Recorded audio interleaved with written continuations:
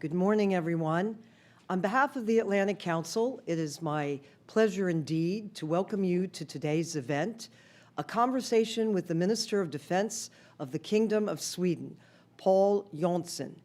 My name is Paula Dobriansky, and I am the Vice Chair of the Scowcroft Center for Strategy and Security, and also a board member here at the Atlantic Council. Today's event takes place against the backdrop of increasing geopolitical conflict and uncertainty. Russia's continued, unprovoked, and illegal war against Ukraine has upended transatlantic security and ushered in an era of strategic competition and challenges that extends across our borders and threatens our collective security. But Vladimir Putin's assault and his assumption of Western complacency backfired. Instead, Europe and NATO are stronger and more focused, especially with the addition of Finland and Sweden in the ranks very soon. This unprecedented expansion of NATO's northern frontier will strengthen the overall security of the Euro-Atlantic area and signal to Russia that acts of aggression will not go uncontested. As Sweden continues on its path toward NATO membership, transatlantic partners must accelerate efforts to integrate Finland and Sweden into the alliance's defense architecture, enhancing NATO military operations, bolstering its force posture on the Northern Front, and adding advanced capabilities that sharpen the alliance's warfighting edge, creating a stronger NATO that is fit for purpose. Prevailing in a future fight will require NATO to leverage the individual strengths each ally's defense industrial base brings.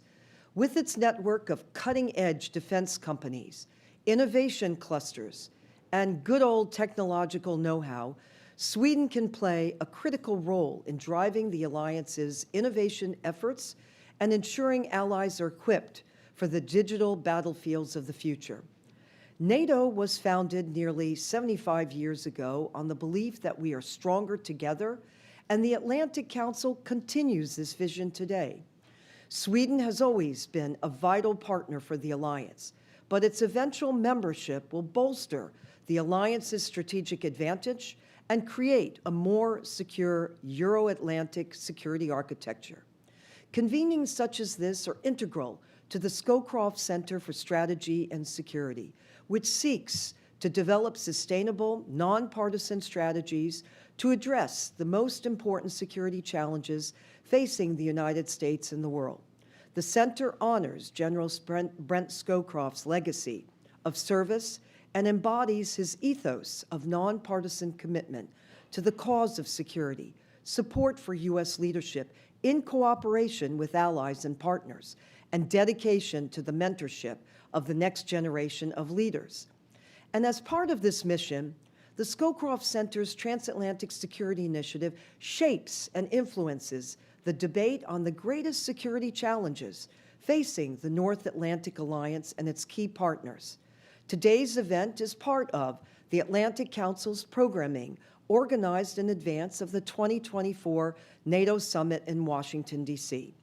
The Scowcroft Center for Strategy and Security is co-hosting today's event with the Atlantic Council's Europe Center, which also seeks to promote transatlantic leadership and a strong Europe in turbulent times by putting the transatlantic relationship to work, including through our Northern Europe office based in Stockholm, which has been the beating heart of the center's work on Sweden and U.S. Nordic ties. And it is in this spirit that Minister Jonson joins us to share Sweden's perspective on its bid for NATO membership, Sweden's strategic position, and total defense concept, and opportunities to bolster defense innovation among transatlantic allies and partners. The minister will be joined on stage by Clementine Starling, the Director of Forward Defense Practice and Resident Fellow of the Transatlantic Security Initiative in the Scowcroft Center at the Atlantic Council. She will moderate today's discussion. But first, I'd like to turn things over to Minister Jonson for his keynote remarks, And following his remarks, then Clementine Starling will engage him in a fireside chat. But Minister Jonson, please come to the podium, and over to you. And welcome. Thank you. Thank you very much, Ambassador Brabjanski. It's a great honor and a privilege to be at the Atlantic Council again. I've been following your work for well over 20 years. You do a commendable job in strengthening the transatlantic link and also informing the public both in Europe and in Sweden and in the United States about the importance also of NATO. I would like to briefly today outline what kind of role Sweden will have inside NATO when we become full-fledged members of the alliance. But I would just like to start with saying a couple of words about the current security environment. We are today 650 days into the war in Ukraine. We are faced with the worst security environment in Europe since the end of the Second World War. Let me be crystal clear on one thing. Sweden will continue supporting Ukraine for as long as it takes. And we do this for three reasons. We do this because this is a matter of decency and humanity. Russia has started an unprovoked illegal war against Ukraine. And this is our obligation to support Ukraine for as long as it takes. And this is the challenge of our generations to get it right.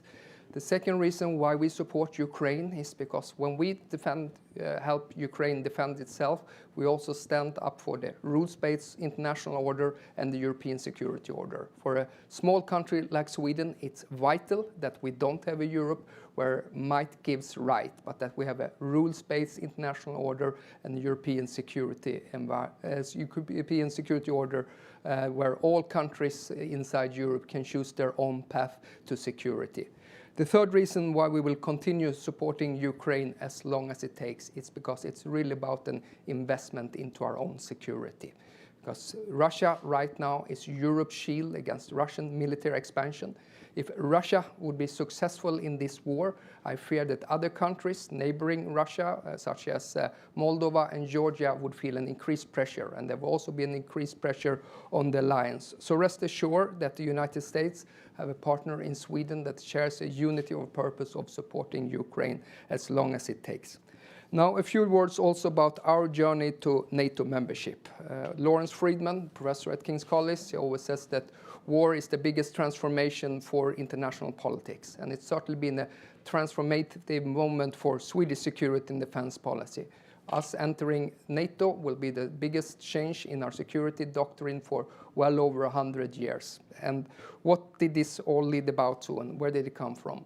Well, the war itself, of course, proved to be vital in order for us to change our positions. But I also want to reiterate the Russian letters being sent out in December, trying to establish a new European security order.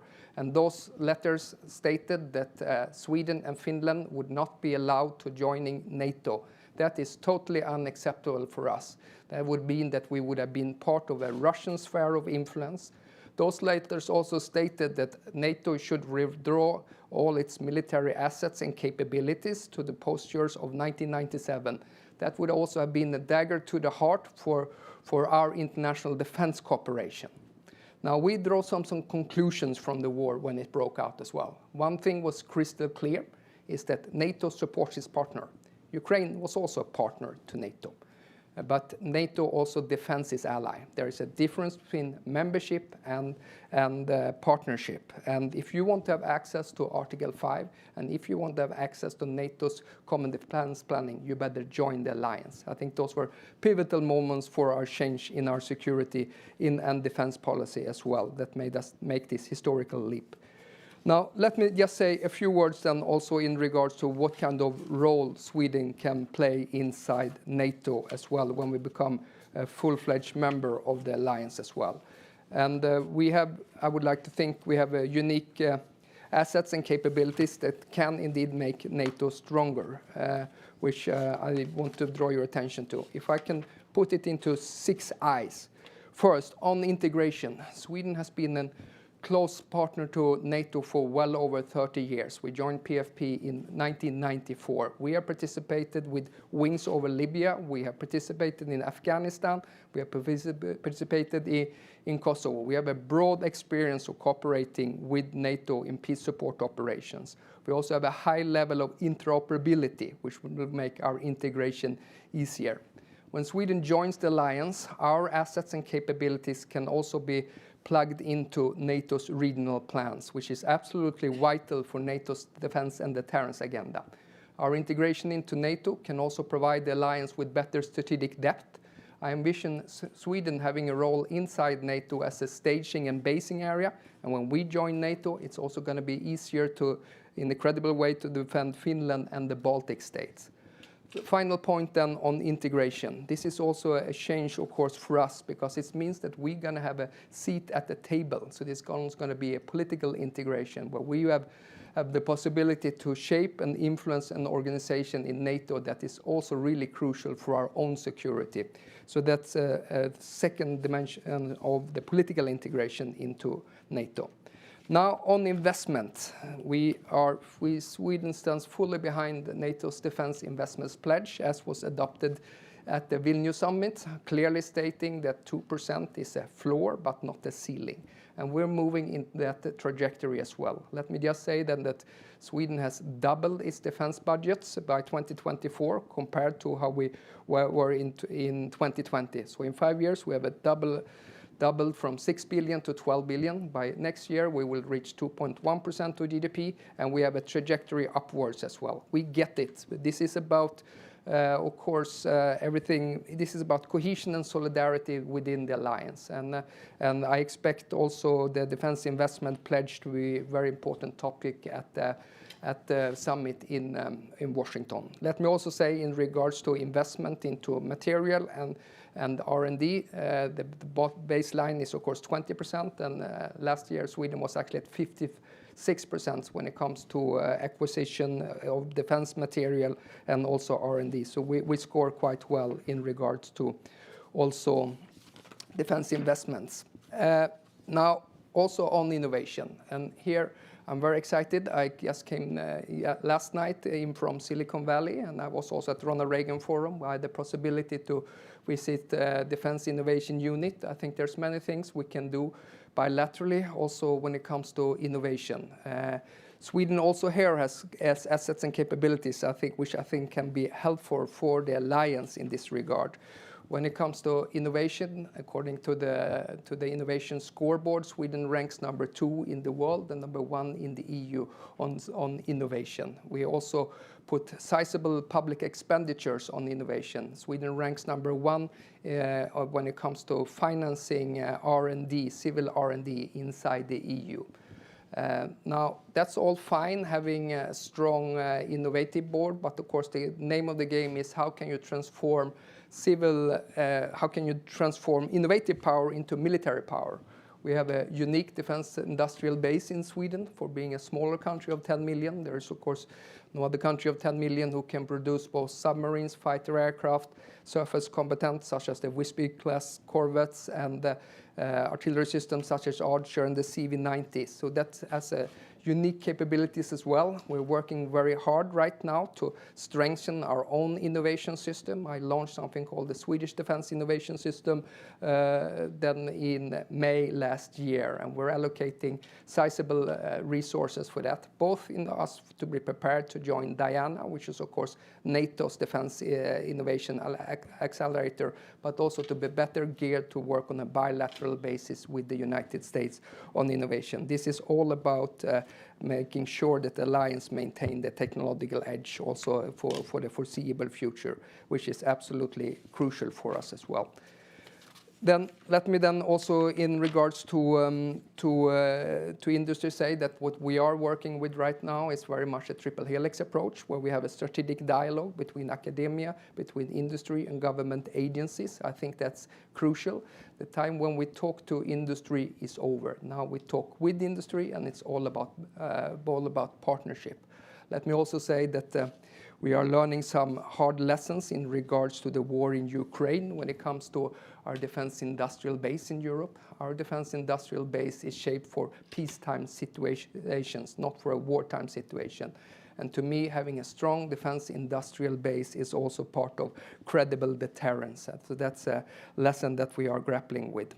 Now, for leaving industry, going to the fifth point about infrastructure, I'm happy to announce that this afternoon I'm going to be signing a defense cooperation agreement with Secretary Austin, which is a bilateral agreement between Sweden and the United States. This is going to put our close partnership even closer. It's going to create better conditions for US forces, both to use Swedish territory as a staging and basing area and also for exercising.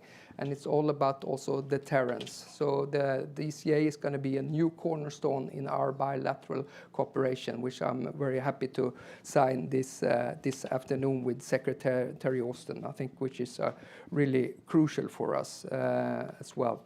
Final word, and the sixth I that I mentioned, and that is intelligence. And that's also an asset I think we can bring to the table, to the alliance. Sweden has a lot of Russia expertise. We have strong capabilities in our intelligence communities. We have sensors that can work from our submarines, and they can work also from our surface combatants and also from airborne sensors. So intelligence is also an asset that we can bring to the table also for strengthening the whole alliance. So just a final word. This is an exciting time being a Swedish defense minister. We are on the verge of joining the most successful military alliance in the world. We are on the verge of signing a DCA with the United States, and we're trying to do our homework when it comes to defense investment, which is really crucial for having cohesion for the foreseeable future. Thank you. Thank you. Well, thank you so much.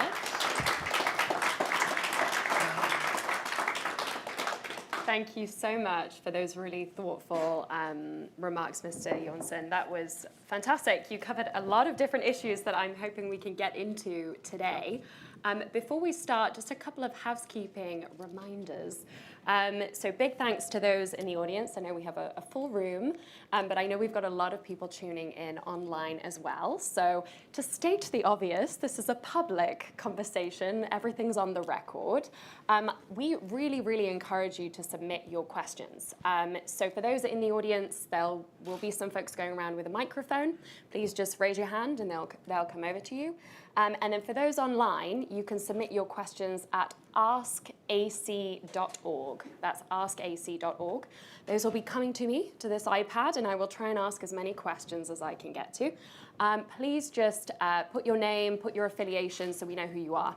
And for those who want to join the conversation online, we are on Twitter/X.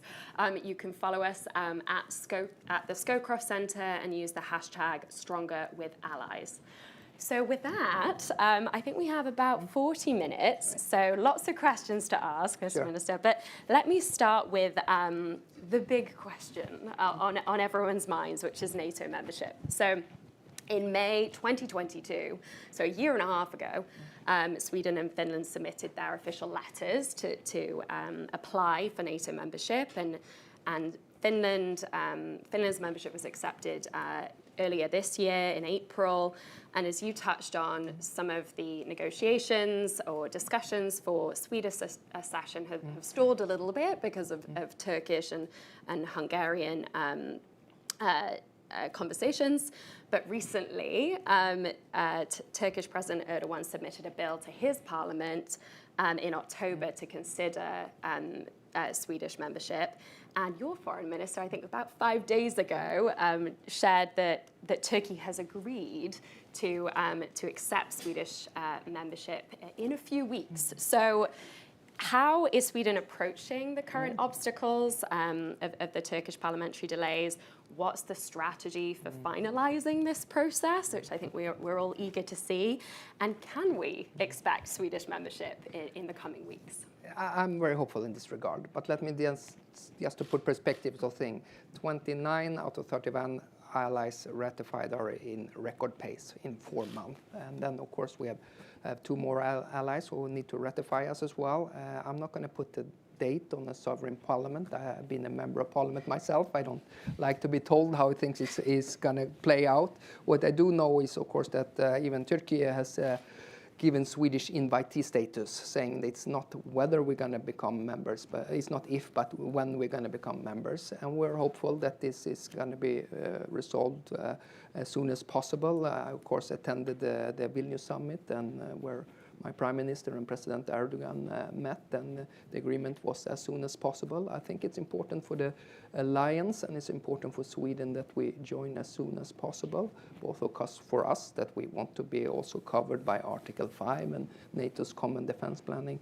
But right now, because of the important work that SACEUR is leading, also in strengthening the regional plans. And we are much closer integrated to NATO today than we were in July last year when we received the invitee status. We have this interim capability target and so forth. But we cannot be a security provider to the alliance and offer our assets and capabilities in NATO's common defense planning until we're a full-fledged member of the alliance. Yeah. So we're hopeful this is going to happen, and we think it's important for Sweden, and we think it's important for the alliance. Yeah, as do we. So hopefully an early Christmas gift, maybe. Watch this space. So even prior to this bid to join NATO, you touched on, Sweden has been a most trusted partner to NATO. For about 30 years, there has been ongoing cooperation between Sweden and NATO. So engagement in open and regular political dialogue, actively cooperating and supporting different peace operations, exercising together, exchanging information. So taking a step back, can you help our audience understand the degree to which Sweden is already integrated into NATO activities? And then what changes for you with NATO membership beyond the obvious? Sure. Well, as I said, we have a high level of interoperability. We also exercise, and we have participated in crisis management operations. Now, what we've been learning the last year and a half since we became an invitee is also learning about something called the NDPP process, NATO's defense policy planning. That's been quite illuminating, both for the Ministry of Defense and the armed forces. And I think the bottom line of that is also it creates an awareness in Sweden that we also have to shape our defense postures, not just for being able to receive security guarantees, but also to give security guarantees to other countries as well. And so the NDPP process has been a little bit, has been a learning curve for us as well. And as I said, we are much closer integrated into the alliance now with these interim capability targets, and we're learning. I always say that of course, the formal entry into NATO will happen as soon as the last country ratifies us, and our accession protocol is handed over to State Department. But I also say that the full political and military integration is going to take some time until we've filled all the staff positions in NATO's command structure. I think there's also a mental aspect to this that we have to understand, of course, that Sweden is no longer going to be defended inside Sweden, and also understanding that we are NATO. So I think that also something we are working with and communicating to the Swedish public about this big change in our security and defense doctrine, of course. Yeah, that's really interesting to hear you talk about that mental shift. I think that's particularly important, and maybe not something that we reflect on as much when we talk about kind of defense capabilities and integration. So obviously, we hope Sweden will join the alliance soon. So once we overcome the political and administrative hurdles, I'd be interested to hear you talk about what your top priorities are to really support integration and the deepening of interoperability. So you've mentioned the interim capability targets. Can you tell us a little bit more about the specifics of what those are, how much progress you've seen in a relatively short period of time to meet some of those targets, and then really what comes next? Well, the interim capability targets are actually classified, but what I can say is that it's quantitative and qualitative requirements in all 5 domains where we have assets and capabilities that we can provide to the alliance. I see no more important mission for the alliance in the run-up to the Vilnius summit in order than to fill those 3 regional plans with assets and capabilities in order to enhance the alliance ability to deter and defend. I think that is really a key challenge now, not just for Sweden, but for the whole alliance, which is really crucial due to the deteriorating security environment. Of course, right now, Russia is, of course, a principal threat to the alliance, together with international terrorism. Right now, Russia's ground forces are bogged down in Ukraine. This war has been a political and military disaster for Russia. I mean, it lost maybe up to 300,000 casualties, it lost half its tanks and so forth. But at the same time, Russia has also stated that it's going to reconstitute itself and that by 2026 it's going to come back with a bigger force. And the Russia challenge is in no way disappearing for the alliance. Therefore, I think we have a window of opportunity right now to filling NATO's regional plans according to the line with NATO's new force model in order to exercise a key aspect when it comes to the deterrence and the defense agenda. So you mentioned the NDPP process in NATO, and Sweden will hopefully be joining the alliance at a time when the alliance will be implementing its robust regional defense plans agreed upon at the Vilnius summit last year. So can you give our audience an idea of how Sweden will figure into NATO's defense plans? Because you've raised that's a challenge, right? Given the accession talks are still ongoing. How will the regional defense plans guide Sweden's operational and logistical integration into the alliance? How are you thinking about that in terms of planning? Yeah. Often we talk about NATO, we talk about Article 5, the common defense guarantees, and that's great, but we too little talk about Article 3. Article 3 also states that you have to have a national defense capability, you have to have a national defense plan, and you have to shape your defense posture in order to be a good and credible ally. Of course, we have, during the last years, been investing into our own armed forces. We have a common defense plan. We also have a common defense plan with Finland. And I think that the Swedish-Finnish cooperation makes us much better qualified and ready also to join NATO's regional defense plan. Then in regards to the deterrence and defense agenda, my Prime Minister has stated that we stand ready to contribute, for example, to NATO's enhanced forward presence, NATO's standing maritime forces, or to the quick alert functions in the aerial domain as well. So, the Swedish Defence Commission, which is actually a parliamentary body, been looking also in what kind of role we'd have inside NATO, and they pointed out two areas of specific interest. One, of course, is the Baltic Sea. We have the longest coastline within the Baltic Sea. We have 1,600 kilometers. We have lots of experience of operating in the Baltic Sea. We have submarines and quite advanced corvettes. The other area that's been pointed out as very important is then what we call the North Calotte. That's actually the northern part of Sweden, Finland, and Norway, where I see extensive collaborations. Fighting up there is quite challenging. I always say it's one thing to survive in an Arctic environment, but another thing to be able to fight. And our Swedish armed forces up in the north have this kind of subarctic capabilities. And right now we're enhancing cooperation, especially between Sweden, Norway, and Finland, with our brigades up there as well, which will strengthen our security, but also will be to the benefit of the whole alliance. So I wanted to ask you about that kind of twofold. So one, in May, Sweden hosted exercise Aurora with NATO allies that was really focused on bolstering and testing Swedish responses, right, to armed attacks, particularly to logistics and in the air domain. So we'd be interested to hear some of your takeaways from that exercise, what that exercise revealed in terms of gaps or the need for greater integration and coordination. But secondly, you've mentioned, of course, the importance of integrating with Nordic allies, and there'll hopefully be two new Nordic members. And so, with that, NATO's boundaries will be expanding, hopefully. So that enhanced cooperation between the four Nordic countries, what are some of the opportunities there to improve defense and deterrence across all domains in that part of the globe? Because, as you mentioned, there's the Baltic Sea region, there is the Arctic, there is the GI-UK gap for Norway. I mean, there are a whole range of different areas that we are paying attention to, and you mentioned the strength of the Swedish intelligence.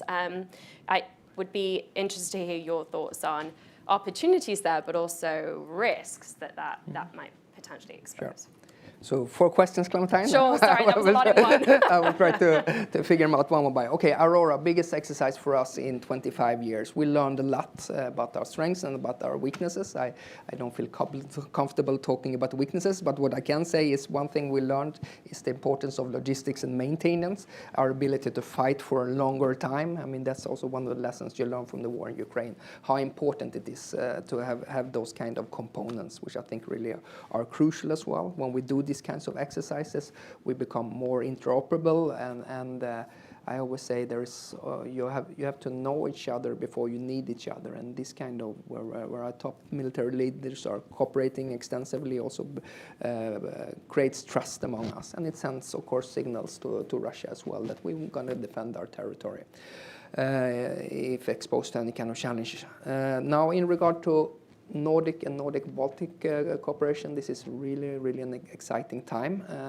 For the first time ever, the whole Nordic-Baltic region is, with all the 8 countries, going to be having the same kind of security arrangement in peacetime, in crisis, and in war times. And that creates great avenues for deepening our cooperation. It's all, of course, going to be based on NATO's common defense planning and the requirement that goes with that as well.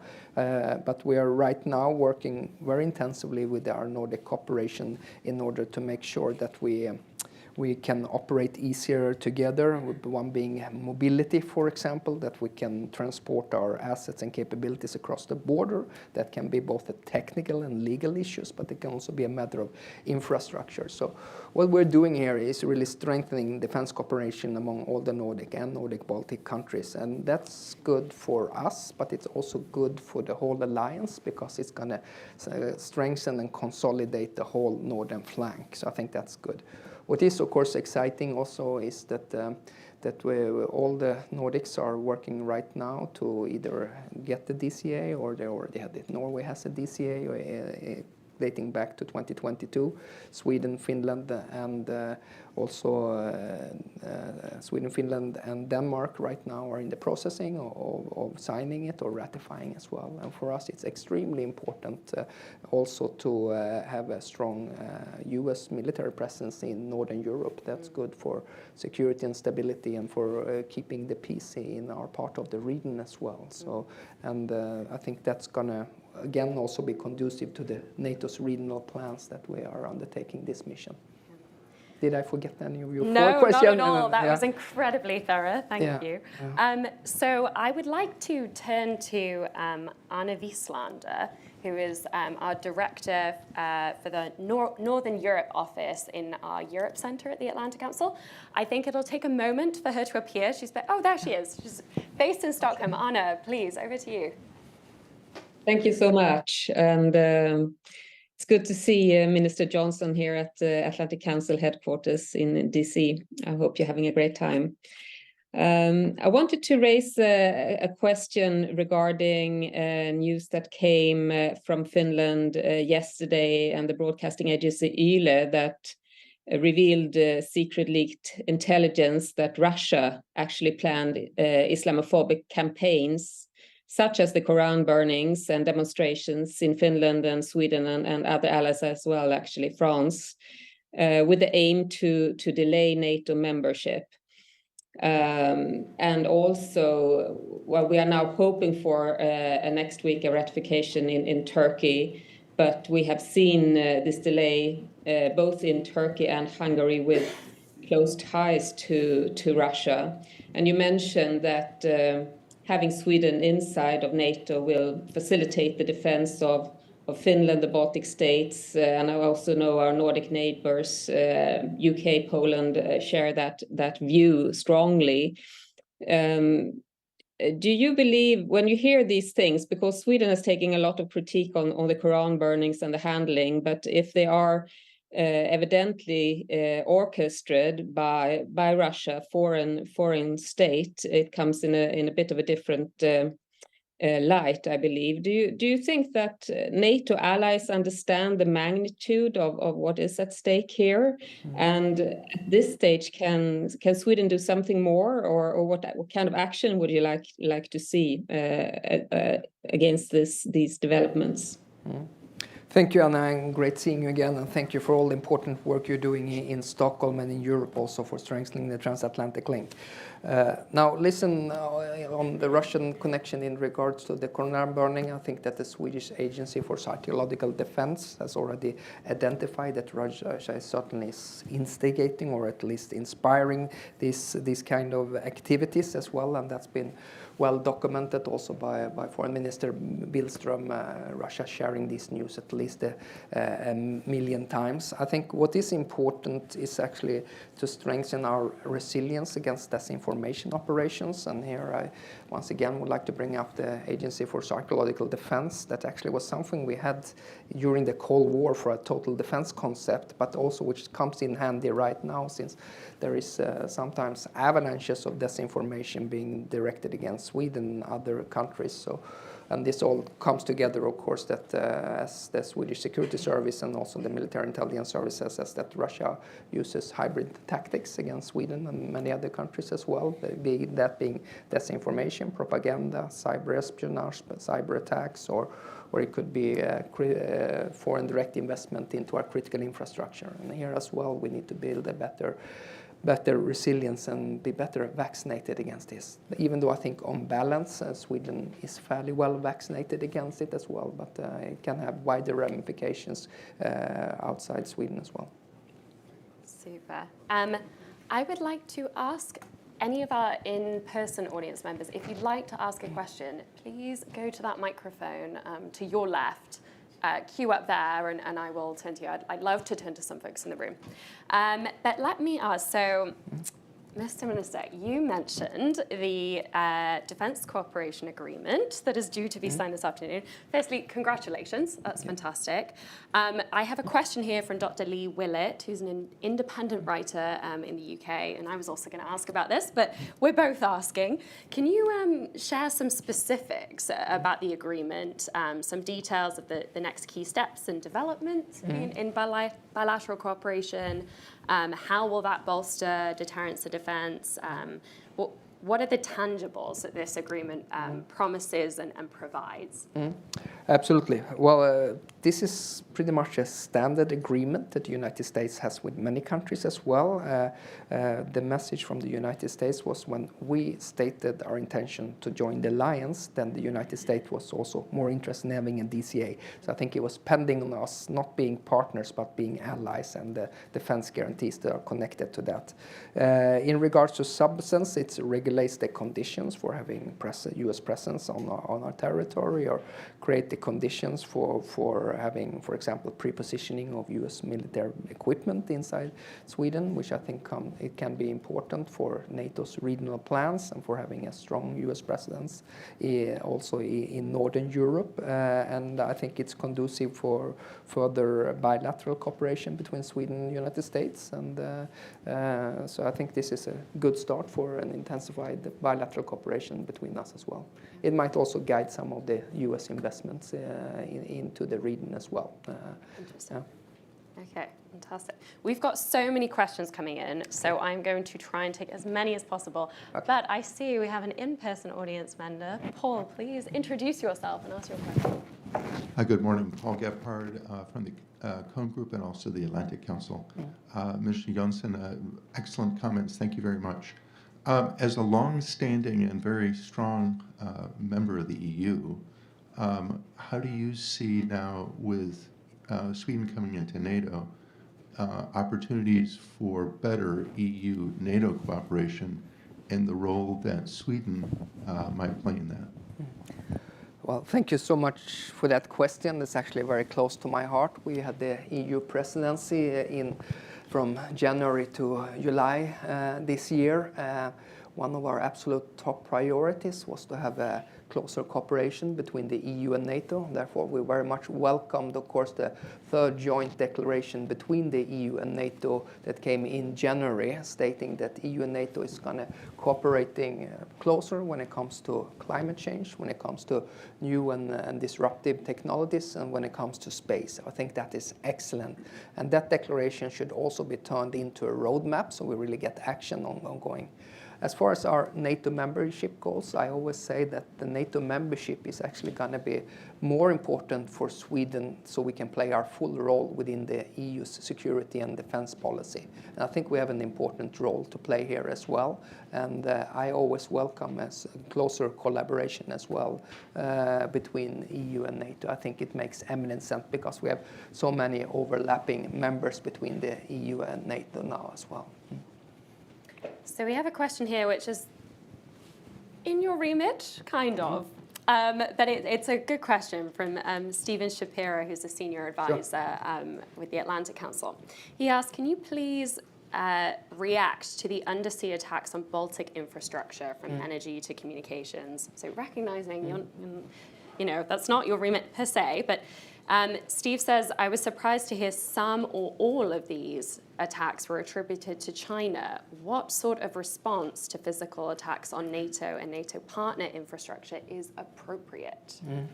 If I just could take it a little bit more generic now, because we have several instances where the critical infrastructure in the Baltic Sea and on the seabed has been affected. We have Nord Stream 1, Nord Stream 2, and you also have the incidents, of course, with the Baltic connector, and there's a Swedish-Estonian cable and a Finnish-Estonian cable also was affected by that. I think we're drawing some hard lessons learned for this as well. One of the things being that when you work on protection on critical infrastructure on the seabed, you need a strong private-public cooperation, because a lot of these cables are actually owned by private companies.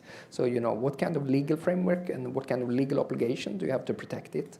One thing is, of course, that this kind of cases also demands a very strong interagency cooperation. We learned that from the Nord Stream and also from the incidents on the 7th of October. You need the Swedish police, you need the Coast Guard, you need the Navy, you need our security services to cooperate as well. And the third aspect of it also is that this demands international cooperation as well. And of course, here EU has a role in protecting critical infrastructure. NATO, certainly we welcome that NATO undertook vigilance activities a few days after, because we think it's good that NATO patrols the Baltic Sea. And of course, then also a couple of weeks, or actually last week also, we activated the Joint Expeditionary Force. So there's a lot of activities taking place at the same time in regards to what happened on the 7th of October, the Swedish assessment based on the fact that we sent our submarine salvage ship Belos to do divings in the region. We say that these events obviously are connected both in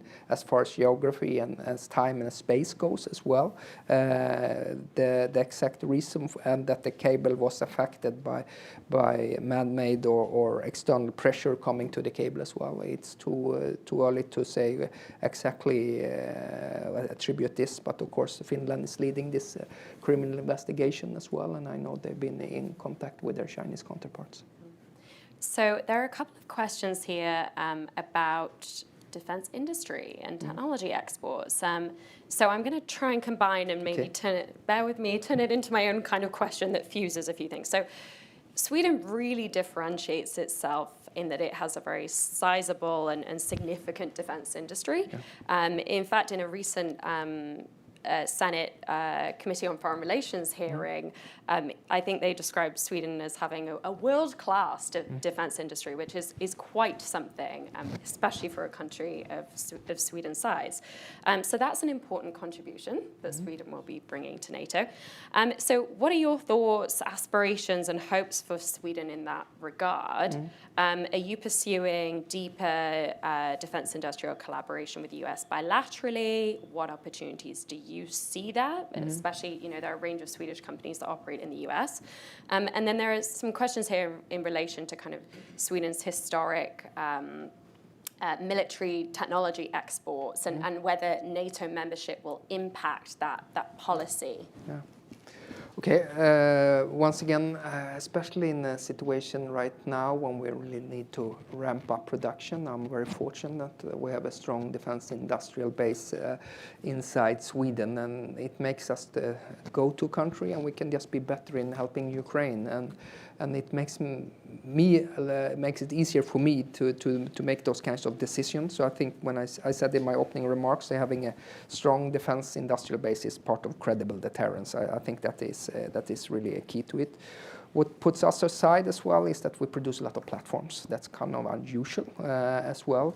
I think that the edge that some of the Swedish defense industry has, especially on the platform side, is that they do system integration really well. It's one thing, of course, to build a radar or to build an engine, but putting the whole thing together, that is advanced stuff. And we have that kind of ability because we build a lot of platforms. I think that's also kind of important now when you have to open up with working with open design, if you're going to use AI platforms and so forth into these platforms. The other thing is, of course, I always say that I have a small wallet for my defense industrial base that is in Sweden, which means that they have to be cost efficient and they have to be handling the budget well as well. I think that when, for example, Boeing and Saab teamed up on the Red Hawk or the TX, I think that collaboration, I know, it was particularly fruitful on the system integration capability and the fact that they can keep budget very well. So those are some of the important aspects.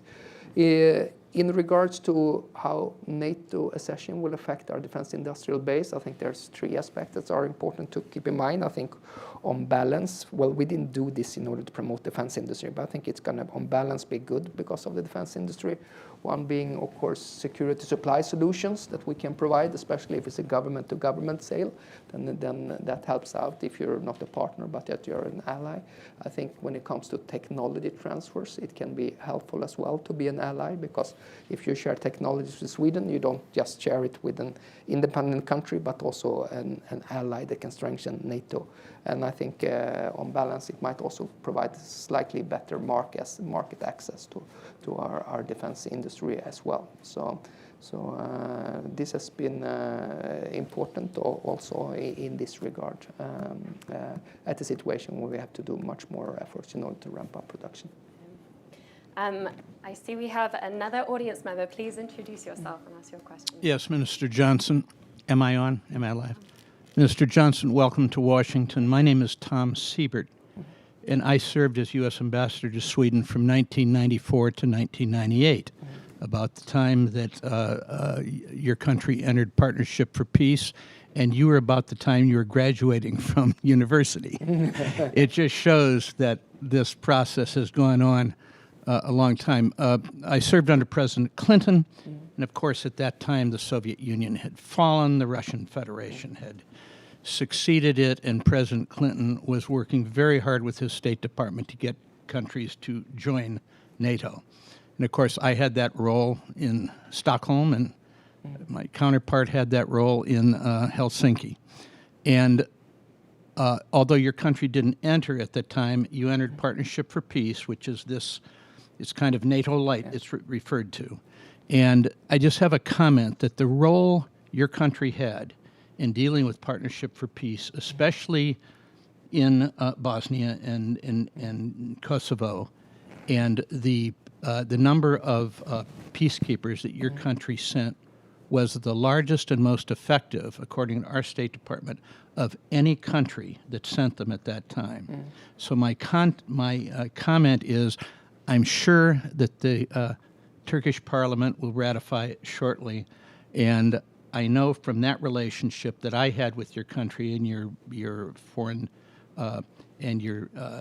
foreign policy, that you'll be a great member of NATO, and I hope this happens sooner than later. But welcome to Washington. Thank you for coming. Well, thank you so much, Ambassador, for your service and your statement. It's very much appreciated. We, of course, joined PFP in 1994, so we've been a partner for 30 years. Back then, I think many thought that the PFP would be a jumping stone or a jumping trajectory into the alliance. But then, of course, a lot of the PFP countries were starting to join NATO. Everything, you know, from the Baltic countries, the Eastern Europe, Albania, and so forth. And we did not. Now, but we were very active in the PFP, and we used to call this the Avis car rental slogan, which was called "We're only second biggest, we try harder." And I think we tried very hard on using the PFP and being very active also in peace support operation. That was a way to compensate the fact that we did not have this seat at the table as well. But now, of course, we're going to be having the seat at the table, which I think is great. I've been an ardent supporter for Sweden joining NATO well over 20 years. And to my mind, this comes down to the fact, of course, that we both will be more safe when we are inside NATO, being covered by Article 5 and NATO's common defense planning. But it also comes down to a great belief into the transatlantic link and thinking that the world becomes a much better place when North America and Europe is cooperating together. And there's no other organization that brings North Americans and Europeans around the table 24/7 to grapple with various security problems that we are exposed to. Indeed. I will turn now to Dr. Matthew Koenig. Hello, Matthew Koenig. I'm a vice president at the Atlantic Council and the senior director for the Scowcroft Center. And Minister Jonson, thank you very much for coming today. It's an honor to host you. I wanted to ask a question about the historic significance of this moment. Sweden has been neutral for 200 years since the Napoleonic Wars. It seems like in addition to the important practical issues we're discussing, there are bigger cultural and mindset shifts that need to take place. How is Swedish society responding to the impending membership of NATO, a standing military and nuclear-armed alliance? And what steps are you taking to prepare the Swedish people for this important step? Well, I can do it easy and just provide you with the metrics as far as the opinion polls goes. There's a very solid support among the Swedish public for joining NATO, between 65 to 70%. So I think that is, and if you looked at the seats in the Swedish Parliament when we took the decision, we applied. Also, 88% of the seats were filled up by parties that wanted to join NATO. So it's in that regard, I feel secure. But you bring up a very important aspect, and that is NATO is an alliance based on conventional and nuclear deterrence. And I want to be crystal clear also that Sweden stands behind this approach. I think NATO has a very reasonable approach to that as long as other actors or countries have nuclear capabilities, NATO will continue being a nuclear alliance, and then of course working in line with ambition as well, or in Article 6 of the NPT to work for disarmament and so forth. But that's a crystal clear that Sweden stands up for NATO being both a nuclear and a conventional alliance as well. So we have a fantastic question here from Kaki Elgin, who's with CSBA. She says there has been significant conversation about how Sweden will be integrated into existing NATO command and control. Reports have suggested at least until JFC Norfolk is fully operational, Finland has been assigned to JFC Brunssum, while Sweden is likely to be assigned to JFC Norfolk within NATO's command and control structure. Many have critiqued the separation of Finland and Sweden between those two JFCs. What are Sweden's preferences regarding NATO C2? Well, I had the pleasure of having a conversation with SACEUR General Cavalli about this, and he actually came to Sweden for 3 days in December, and I very much commend the work he's doing. This is an issue that should be underpinned by military logic, not political logic. So I just say that I was at JFC Brunssum a few weeks ago, and I'm going to Light Command's transformation, but also Norfolk the day after tomorrow as well. I think that the expectations are that we most likely will belong to Brunssum when we enter the alliance, just as Finland is doing right now. Then our shots among the Nordics has advised us to keep the Nordics together. That sounds good, make good sense for me, because we have this very strong military cooperation among us. And then they have recommended that we should be part of JFC Norfolk. Right now, of course, Norfolk does not quite have that, especially when it comes to the land component. It has to be further developed, and there's quite a lot of vacancies, so this has to be a strengthening of Norfolk, but like that. But once again, I'm not going to meddle into what I think is really a military issue. It should be based on military logic rather than political logic. So with about 4 minutes to go, maybe have two rough questions. Okay. Again, I'm going to combine some from the audience. So you mentioned Sweden's total defense concept. I think for the sake of this audience in Washington, it's really worth reflecting on that, because societal resilience from the individual all the way up to government is a really important part of that. But a question here from one of our audience members about how Sweden's NATO membership enhances its ability to counter cyber threats and new forms of warfare. And I might dovetail that with a question I've not yet asked about the war in Ukraine, which of course you touched on in your remarks. There's the war's ongoing. We've seen a lot happen. We've learned a lot. What are some of your top takeaways, I suppose, in terms of lessons learned about the way the war has been conducted? How is that impacting the way that you are thinking about the types of threats that Sweden faces and has to defend against? But also, as you rightly said at the beginning, being a proactive future NATO member in supporting the defense of others. So to kind of tie that together, the new types of threats, the way warfare is changing, how are you thinking about that, and how will NATO membership enable you to support defense of those things? And the resilience and total defense concept. Yes, right on that as well. Thanks a lot. All right, okay, on the resilience, listen, the one who provide the gold standard inside the alliance is Finland. I think they are very strong when it comes to their total defense concept. We used to have a strong total defense concept during the Cold War, and we're reconstituting and we're rebuilding this. Resilience is a national responsibility, but of course we're making sure that our efforts when it comes to resilience is compatible with what NATO is doing with the 7 baseline requirements, and we are changing our government structures in this as well. I would like to say for the first time in over 70 years, we actually appointed the Minister for Total Defense and Resilience and Cybersecurity and Hybrid Threats. He's doing a wonderful job. He's working together with me door to door. So I'm in charge of military defense and he's in charge of civil defense. And we work like this. But doing resilience, that's really a whole of government or a whole of society endeavor. I'm easy. Military defense, what's civil defense? Everything in your society except for military defense. So, that's a difficult thing, but we're doing that. We have also have a new national security advisor. We have a national security council who's going to be working on whole of government efforts and also drafting a new national security strategy as well.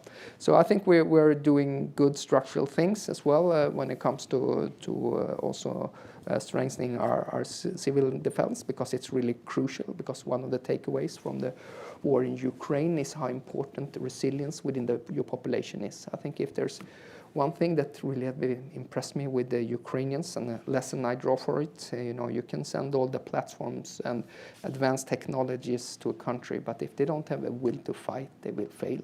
But the Ukrainians have shown us over and over again that they have the will to fight. And that's why we're going to continue supporting them for as long as it takes. We sent about 20% of our defense budget in 1 year, or at least about 2 billion euros of military equipment, and now we're revamping our defense industrial base in order to support them in the long term. We're stepping up on training exercises as well. We're doing joint procurement of ammunition between Sweden, Norway, and Denmark, or providing them with 155 and so forth.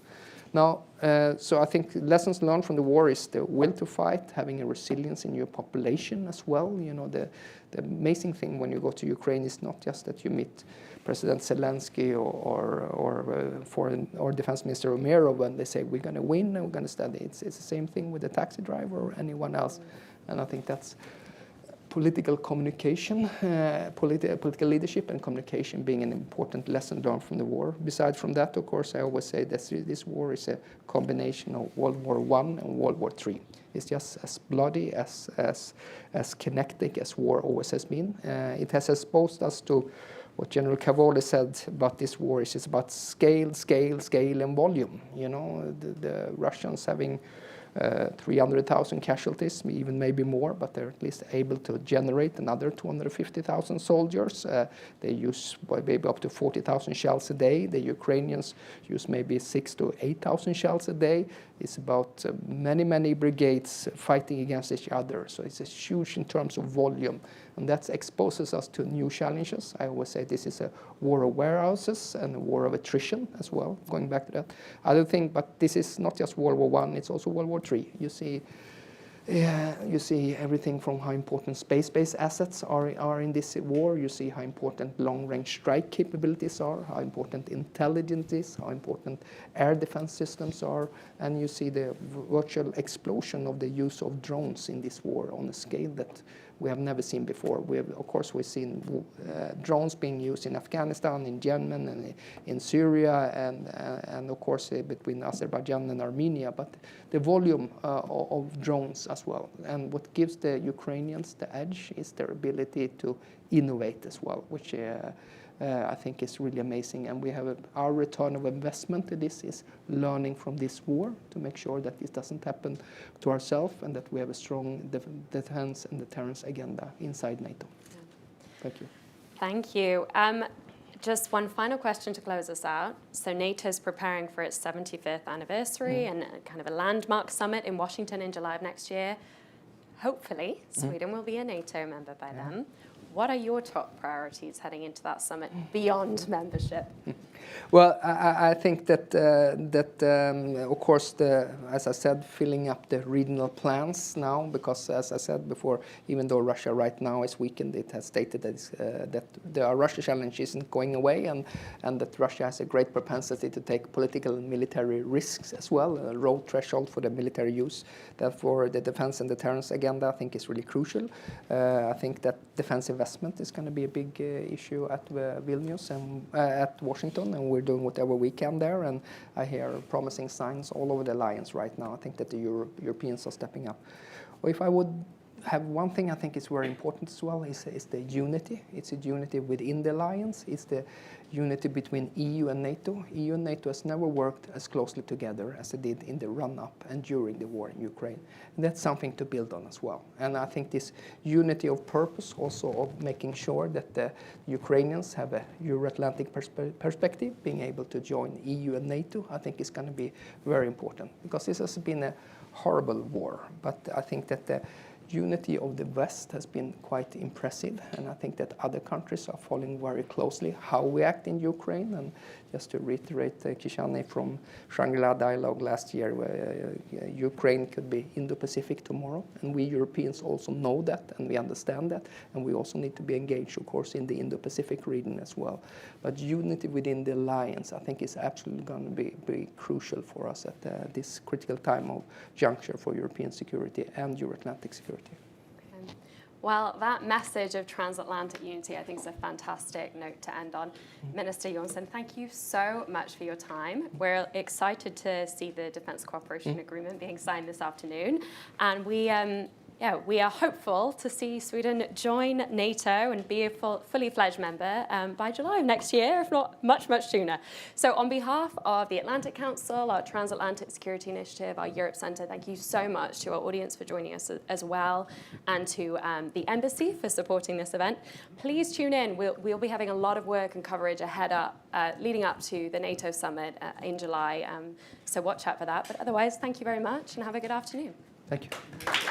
Thank you. Thank you. It's such a pleasure. Very good.